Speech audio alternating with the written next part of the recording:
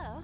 Good to see you. All right there, Revenants. Welcome back to Code Vein in the Road 100, where today we're gonna kind of go the entirely opposite direction. So if you're thinking about hypermobility as you go through Vein, and what you've seen so far, how quickly and effectively we went through bosses and areas and different things. What if you go the entire opposite direction and you go for as slow as you can possibly go, where you just kind of tank everything in the game and you don't really have any defenses except outside of maybe an occasional block or an occasional fat roll. So that is the question about what we're going to get into here in the hardest, most difficult enemy set here in the game. And we're going to be going with Pollux, and the amount of damage that we have coming out of the Argent Wolf King Blade is the pinnacle of how much power you can have coming out of a weapon in just everyday kind of regular situations here.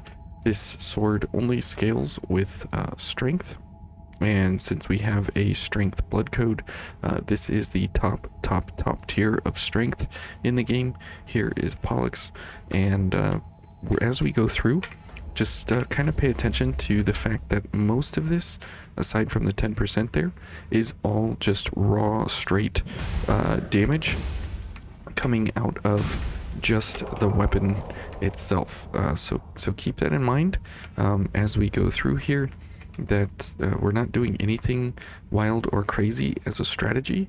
What we are going for is, since we don't have the ability to actually run or dodge or really do anything, because we can't really get out of a mess too easily.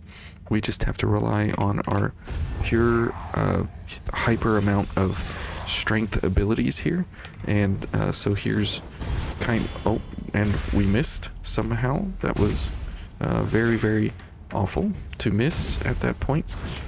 Yep, and those bullets there are definitely hurting us. Okay, and this guy is okay. Yep, and this guy is definitely messing with our algorithm here and how we go about attacking enemies. And so as you can see there, we just kind of tanked our way through all of that, no problem in a sense. And so as we go along here, you'll notice that this is kind of the way that we go about engaging with most of the enemies, is we just kind of tank our way through, which is pretty awesome that we can do that. And we can continue to refill our health bar as we go along here. So very, very nice overall that we even have that ability. And here we can play with these guys a little bit to use the roots to sometimes make them get tossed around quite a bit. So here with this guy, we'll go for a steadfast strike just to make sure that we take him out easily. And then with this guy, we will go for some damage. So as you can see there, we lost sturdy body, so we absolutely need to pick up a lot of health here as we go along.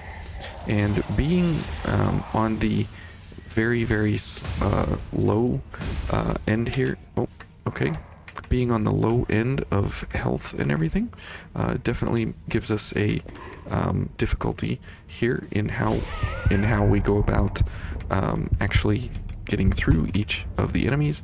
And definitely having sturdy body here is a super helpful setup to have going into all of these engagements here. And these giant enemies here are kind of like health refill stations almost, in a sense, as well as Ichor and stuff, because we can just kind of dance circles around them and continue getting backstabs here. And it's wonderful to get 5% health off of each one of these every single time, so that is really helpful. And then we get 5% for every death that we get, so very helpful here. Let's see if we can attract just the dog, because These dogs are absolutely ridiculous. And you can see here that we timed that wrong. Okay, so let's go for a steadfast strike on this guy if we can. If he's gonna run forward. Oh, we missed. And he hit us. So absolutely the worst trade there possible. So sometimes, you know, that's just how things go. But most of the time, you'll notice that we do have the upper hand just because we can tank with the best of them here. Okay, let's see if these guys can all come up here. Okay. Oh. Oh. Alright then. So you can see that being slow mobility, we kind of were reckless there and just kind of ran in, and having no mobility options. This is why the kind of hyper mobility sets here are, you know, they usually win the day just because of the fact that you can run through everything and around everything, and you can kind of make your own openings and your wonderful ability sets here. You can do that all the time. Okay, here comes everybody. Okay, let's go for both of these guys at once. Let's see what this guy's gonna do. If he's gonna come down. No. Okay, here he comes. Okay. Oh.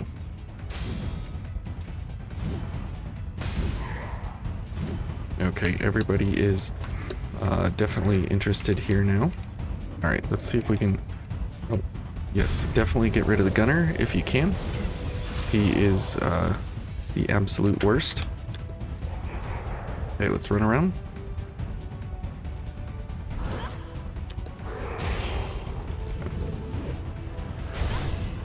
Wow. Okay.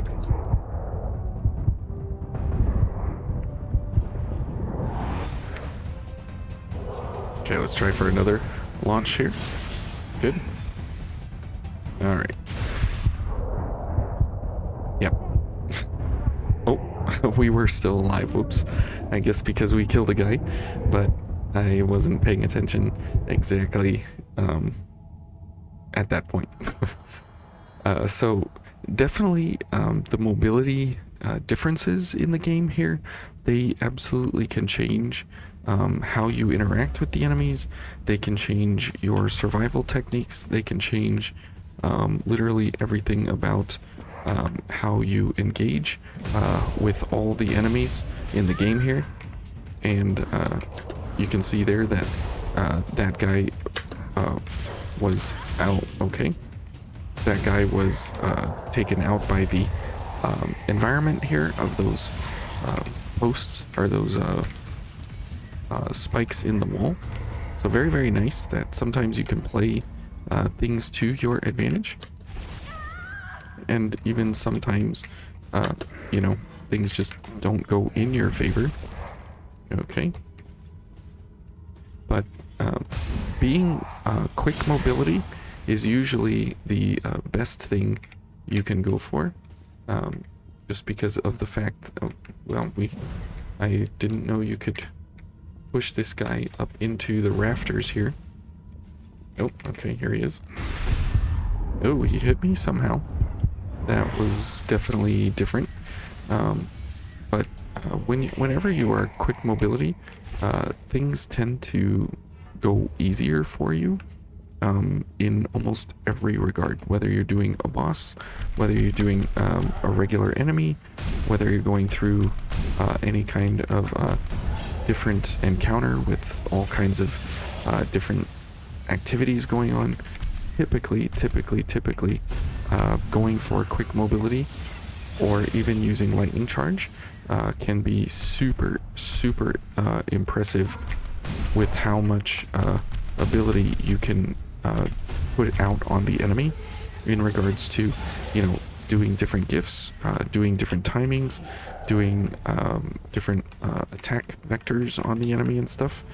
There can be some pretty impressive stuff that you can do when you are quick mobility.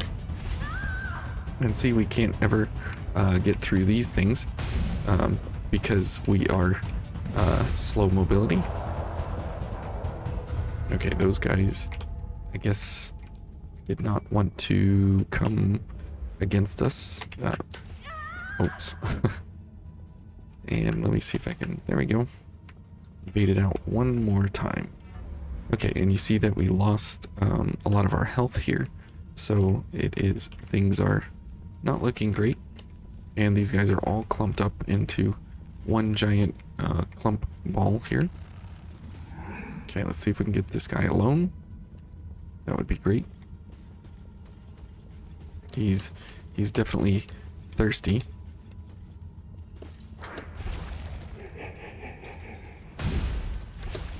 Good, we got him. Okay, so we got this guy separated now.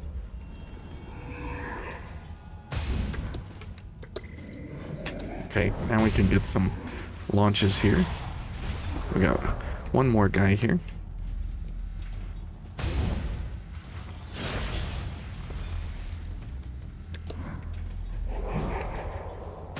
Okay, so there's those guys. So you can see if we're in a one-on-one kind of setup here, where we have individualized enemies with limited, attack vectors that they have coming against us, then we can do pretty well almost all the time. It's just when we have the gangs and groups that things typically tend to go horrible. And you can see there, easy peasy as soon as, these guys are one-on-one. However, as if you'll notice that every single turn we come to, there are multiple groups and groups and groups and groups of enemies everywhere, where they just are always grouping up in every single way. They just are always multiple enemies at every step of the way here. So that is really tough, that we have to always go against multi-group and different types of enemies all at the same time. And there's never a point where you are up against just one type of enemy and you take them on one the whole way through here. And you can see that even if you are slow mobility, as we did there, we still have the capacity to dodge. Not very many enemies that we can dodge, but we still can. And again, anytime you come up against these fat enemies, if it is in your best interest to try and go for the backstabs as much as you can. And as you see there, we were kind of failing every now and then. So when you're taking things slow, and you're like really slow as we are here, things go pretty poorly, as you go along here. Oh, okay, yeah. These guys are pretty awful for their shield bashes, because their shield bashes are absolutely devastating. Okay, so that's kind of how the game goes if you play as slow mobility. And if we just change two things here, so if we go like this and we go like this, now all of a sudden it's just a completely different game. And now it is just a speed game where, you just go through everything, and there's literally no waiting, no dodging, no doing anything really. You're not killing anything, and you're not actually engaging with the game. You're just kind of flying through it. And the amazing thing is that you can actually get through here so fast. Whoops, we hit the vines. You can get through here so fast. Whoops, oh, not now. That you can get to the shortcuts in different areas very easily, even though we are still technically quote-unquote slow mobility. And the enemies in this area of the game, they have a pretty long leash but it only is for certain steps, and so you can get to where you need to go fairly easily without really too many problems along the way. And these guys should follow me to a point, and then they should back up, and we might get the blood blast in our face there. And we got a lot of presents for being fast. So that's kind of how the difference in quick, like very, very fast mobility goes versus something where you are sitting around the whole time waiting to engage with an enemy. So if we go back to our slow mobility business here, and let's get Tormenting Blast. Where is it? Not Legion Punisher. Tormenting Blast. There we go. And we'll see how this setup kind of works against the Attendant. Even though, you know, we have slash mobility or slash defenses here, but you can see that she does quite a bit of damage to us, as well as we do to her. So the only difficulty here is that we need to make sure that we have enough stamina. Oh, and we ran right into that one. And see, those blades don't even stagger us. So you can see that because we have such a massive amount of damage there that we can put out on her, just with the fact of having, you know, like one upgrade. Well, maybe two if you count two-handed sword mastery. It's just absolutely mind-blowing how you don't even really need a weapon upgrade or anything. There's really nothing to it. You just kind of whack her and she just kind of disappears. And so you see that we're having like stamina issues. That is like one of the biggest problems of Pollux that we have here, and being slow mobility is that you're always trying to go for you know, some kind of mobility problems. And if you want to destroy her quickly, you can just go for the heavy attacks of this weapon, and it's a guaranteed stagger every single time. And so you can see that there's really no game in it. It's just slap her in the face. You literally just win every single time you hit her with the heavy attack. So being slow mobility or fast mobility, if there was a chance for either one of them, I would always choose some kind of quick mobility or the super fast with lightning charge over and over again, way over any kind of slow mobility, especially here at the end of the game. Slow mobility is like kind of okay in your first playthrough because you can actually tank through a lot of hits. However, here at the end of the game on max difficulty, it's just not really even fun anymore. As when you play a game and you want to do something, you should be having a lot of fun with it, and slow mobility just makes everything harder because you're just tanking all the hits the whole time, and it's so difficult to get away from these enemies.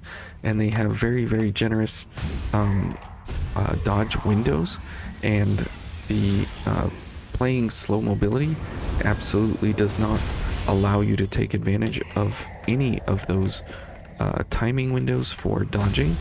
And so it is very difficult to play with slow mobility on max difficulty, and it is a severe disadvantage because if you get hit once, you're just pretty much dead. As you can see here, we have a couple of things to help us mitigate a lot of damage. We have a very high blood veil, we have foul blood barrier, and we have 4650 HP, and you can see that we're still dying in like 1 or 2 or 3 hits, and it's just brutal.